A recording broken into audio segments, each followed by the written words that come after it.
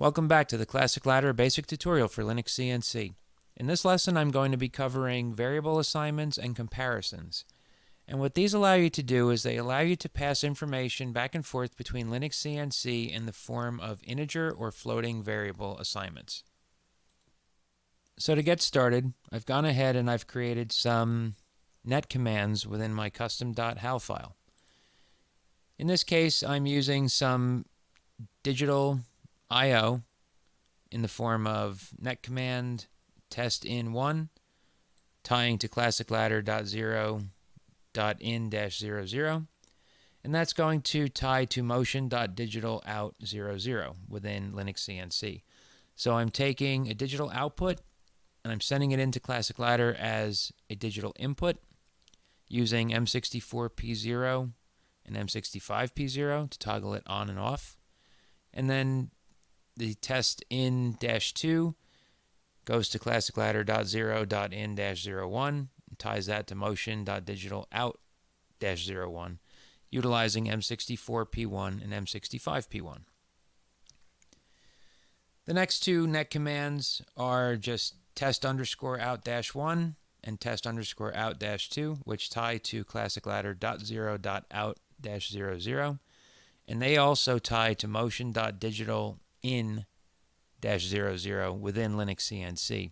And I'm just using these two right here as examples that I can show in the HAL configuration. Whenever we pass the signal back to Linux CNC, we will see the motion.digital inputs toggle on and off. The next commands that I have are test S32in-1 and test S32in-2.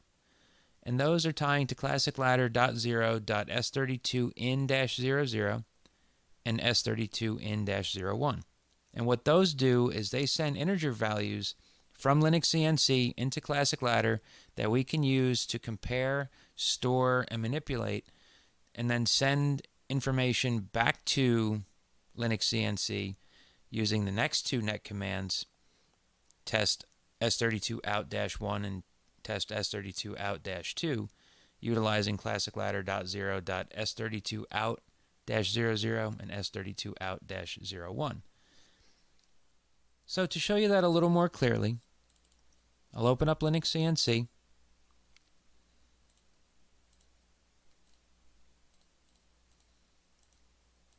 I'll open my HAL configuration, and I'll open Classicladder.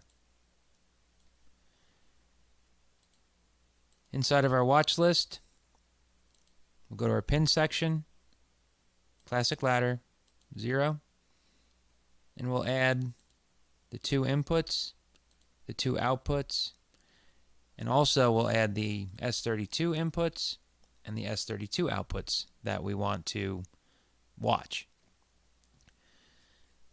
If we scroll down to the bottom and go to our signals section, you'll see that the net commands that we created have signals tied in underneath there. So we can add those. You don't necessarily have to add every single thing inside of here, but it's good to watch them both and make sure that the information is passing properly through the signals that you've created with those net commands. We're also going to be using motion digital signals, so we'll add those.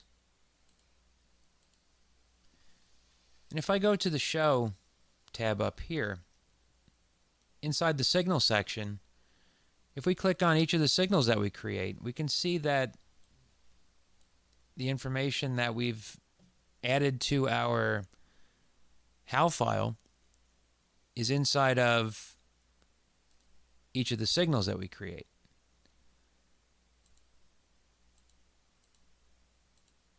So it shows us the ins and outs of each of the signals, so to speak. So with that all being said, let's start adding some circuitry into our Classicladder environment. We'll go to our editor, select Modify. We'll create our basic input and output structure utilizing input 0 and output 0. We'll hit OK. This is a basic binary input and output circuit. In this case, we would be utilizing I0 as our test in 1. And if we go to test in 1, we'll see that test in 1 is using motion.digital out-00, which is tied to our M64 and M65 P0. So if we go to MDI, we say M64 P0, we can see that that lights up. It completes the circuit. We go to our watch list, and we can see all of the tied commands that trigger.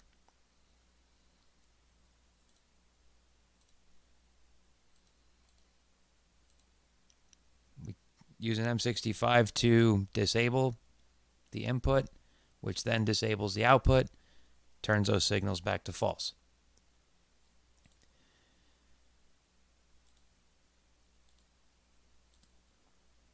So now let's do a variable assignment instead of an output. In this case, we'll replace Q0 with an assignment value. The assignment values utilize a similar structure where they use a percent sign, but they use different sections of memory, and they use different variable assignments to process that data.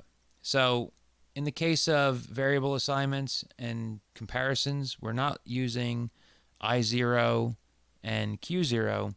We're going to be using, depending on if it's a floating value or an integer value, we will use percent sign IW0, which is an S32 value. We'll use IW1. We'll use QW0 and QW1.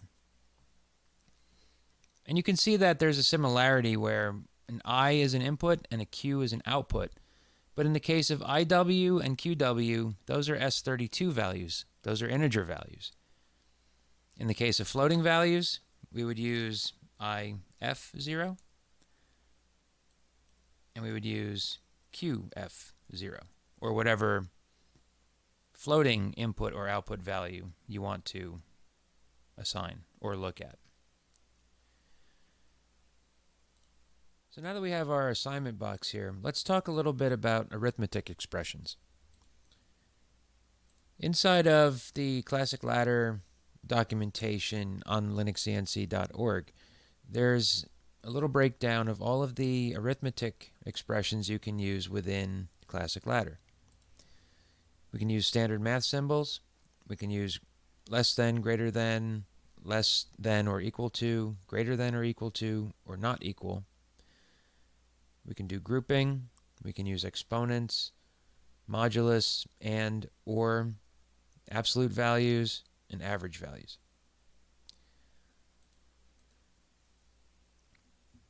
Down here it shows a little bit of an example. We can say that memory register W1 is less than 2 times the value of counter 0. To show you that, here what we can do is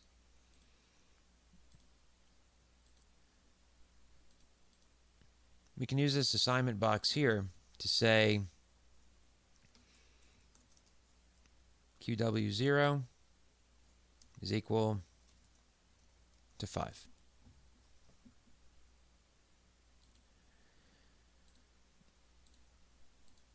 Remember, our input 0 here is linked to signal test in 1, which is utilizing the M64 output P0. Once we set that rung to true, if we go into our configuration, we'll see that we have our motion digital out is true. Our test in 1 is true. The Classicladder in -00 is true because those are all linked together. But we also have test S32 out 1 being set to a value of 5, which is tied to Classicladder.0.S32 out-00, which is also 5.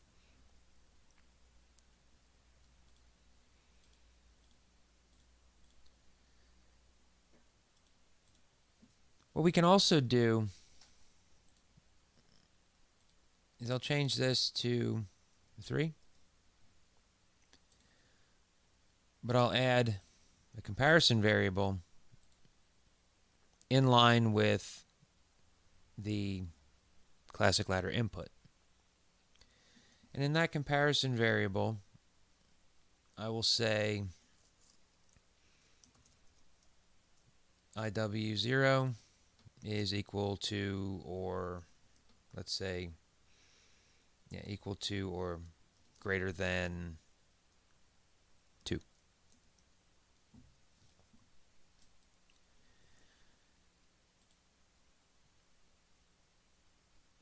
The motion digital output is still valid. I'll turn this off, turn it back on. The motion digital is still valid. Classicladder input is still valid. The test in 1 is still valid. But the Q value assignment is still 5. And the reason for that is because the comparison value has not been met yet. And we could see that in our watch window. IW0 is currently set to a value of 0. Because we're using it in LinuxCNC, it won't let me change the value here on the fly. But what I can do in this case is I can go to my HAL configuration window, and I can use the test S32 in-1 net signal under the Show tab with a set S command.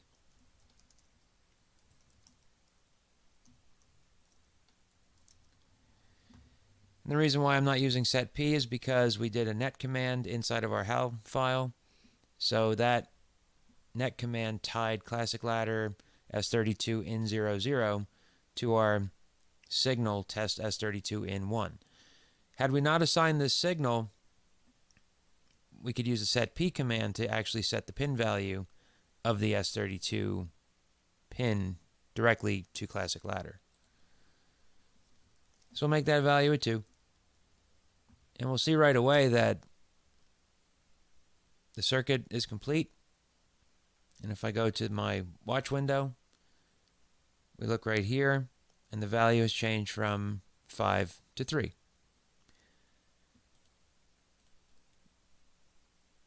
This type of information is useful when working with counters, because what you can do in that case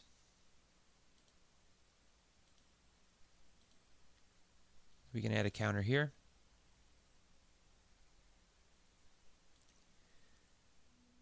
And the counter values that are most written to are counter.v and counter.p. Counter.v is the counter value, and counter.p is the preset value. But mostly we can use a comparison. Here we can say if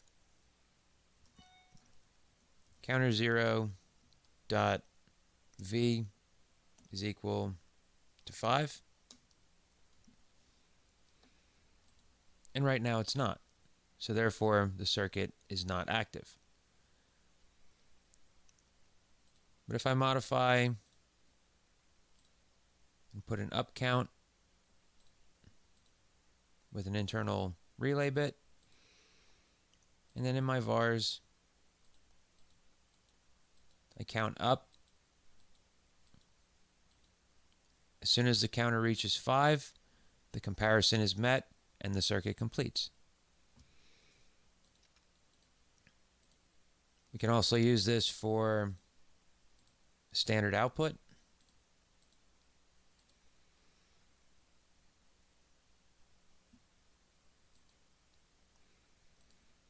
I'll go in and I'll create a reset bit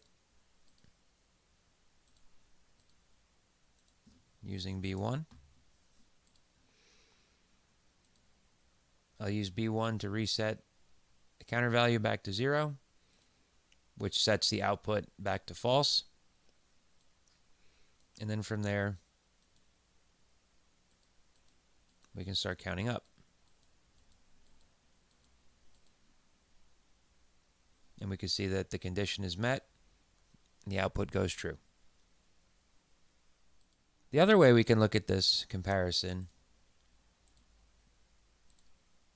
is to modify it and say if the counter value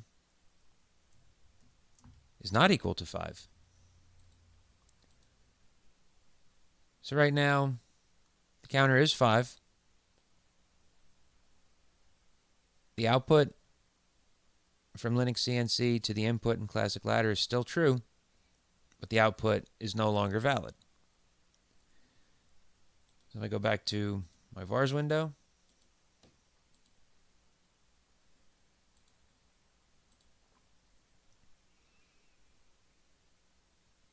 if I reset the counter using the B1 bit, you'll see now the output goes true. From there, I can use the B0 to count up.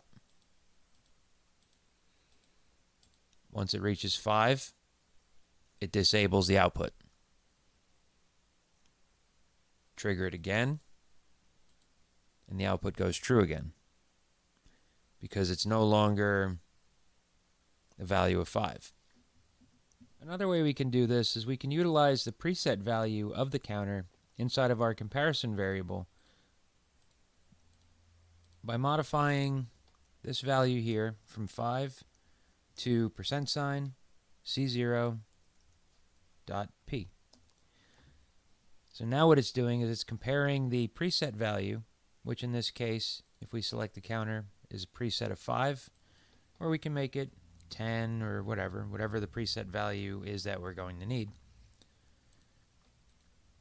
And it's going to do a comparison to see whether the value is not equal to counter.p. And with our M64 still active, it passes through. If we count up,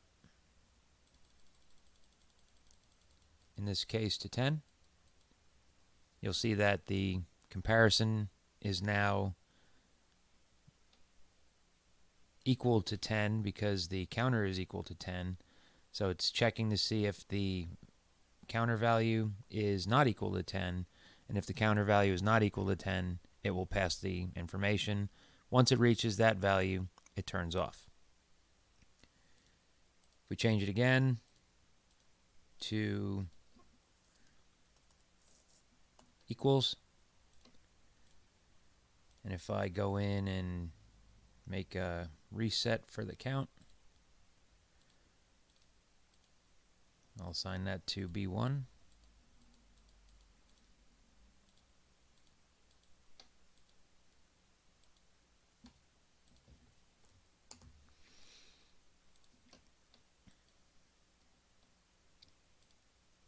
When I trigger B1, counter resets, and now the variable turns off. If I count it back up,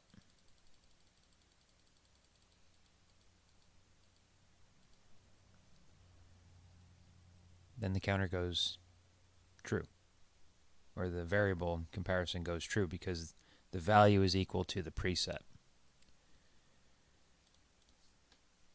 Another thing that we could do with this is we can tie in logic so that once a condition is met in this comparison, instead of just triggering an output, again, we can tie it to an assignment, but we can say that if once the condition is met, we can either put it here or we can put it here in this case because we're using a timer, or we're using a a counter with a preset value.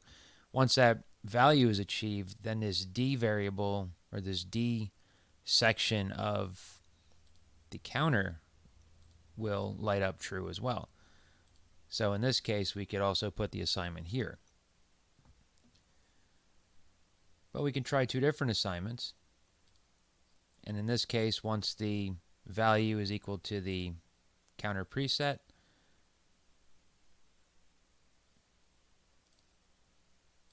we could say internal memory bit W0 equals 30. And then once it's met here, we can say internal counter or memory bit W0 is equal to 15. Or in this, no, actually I'll use W1. So now if we look at our memory window here, and if I re-enable my S32 values,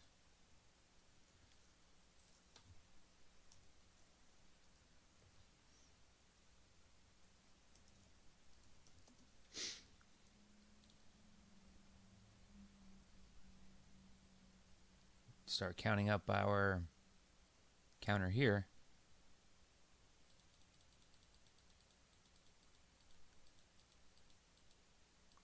now I'm at 9.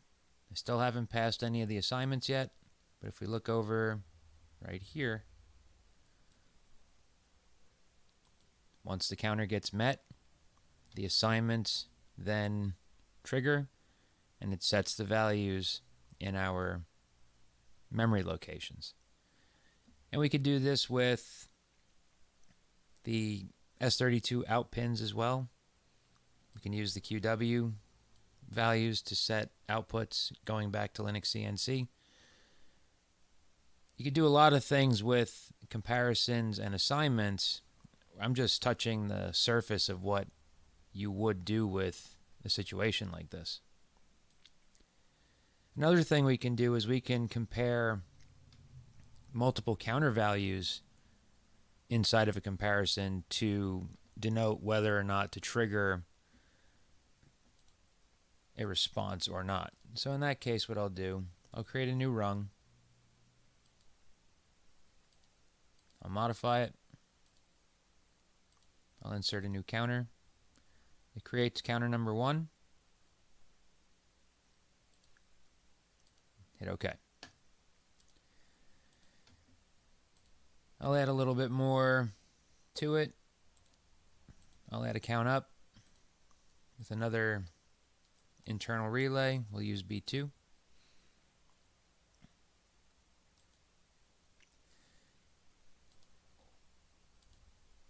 And then we can go back to here and we can modify this value and say if counter 0 value is equal to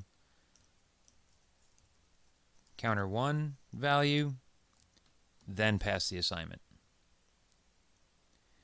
We'll change these assignments here from 30 to 20 and from 15 to 10.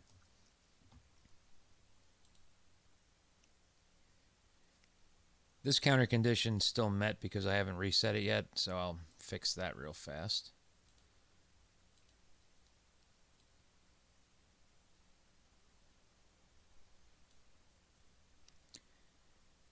In resetting it, the variable comparison up here is equal. So you can see right away that as you make changes and you start comparing values and data and whatnot, how the comparisons and assignments will respond accordingly. Count up on counter number 1. The comparison is not true, therefore the output is turned off. I'll count up with counter 0. They're true once again. but this one is not at its preset value, so this assignment is currently not active.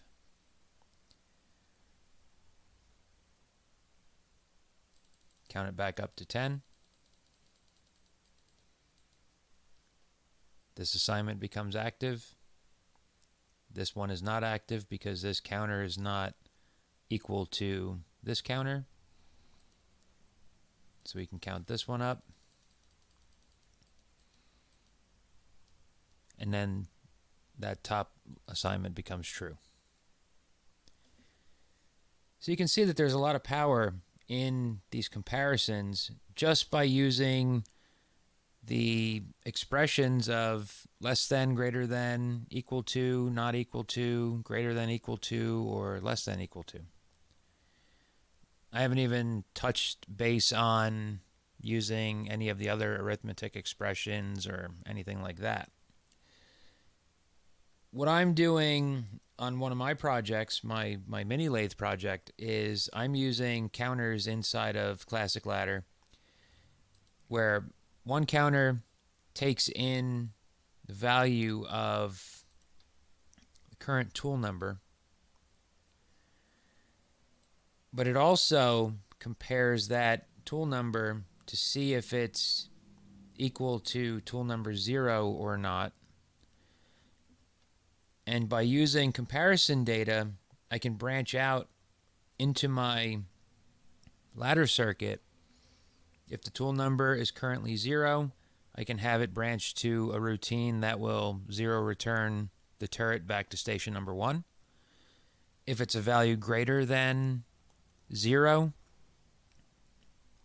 then it can be used to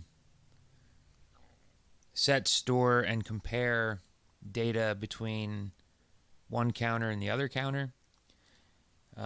As an example, if I go into my HAL configuration under, I have to remember where it is now.